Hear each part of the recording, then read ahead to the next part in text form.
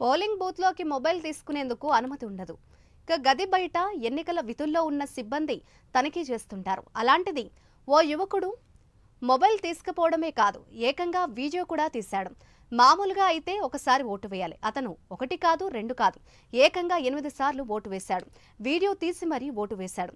ఆ video social మీడియాలో తెగ చక్కర్లు కొట్టింది. ఇక ఈ ఘటన ఉత్తరప్రదేశ్లోని ఫరూఖాబాద్ లోక్సభ నియోజకవర్గంలో జరిగింది.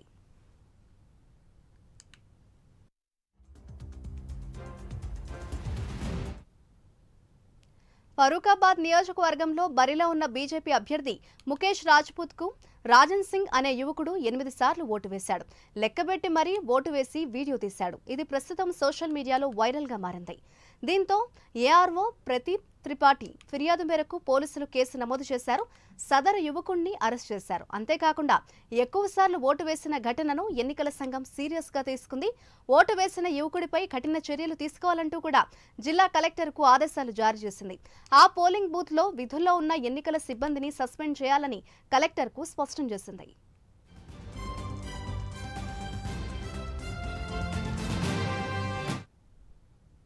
అయితే నెట్టింట ఈ వీడియో వైరల్ కావడం రాజకీయాల్లో పెద్ద దుమారం రేపుతోంది. ఈ వీడియోపై నెటిజన్లు కూడా పలు రకాలుగా స్పందిస్తున్నారు. అసలు పోలింగ్ బూత్లోకి మొబైల్ ఎందుకు తీసుకెళ్లనిచ్చారు అని, అన్ని ఓట్లు వేస్తుంటే అక్కడ ఉన్న సిబ్బంది ఎందుకు సైలెంట్ గా ఉన్నారని ప్రతిపక్షాలు మండిపడుతున్నాయి. ఇక నెటిజన్లు కూడా తీవ్ర స్థాయిలో ఆగ్రహం వ్యక్తం చేస్తున్నారు.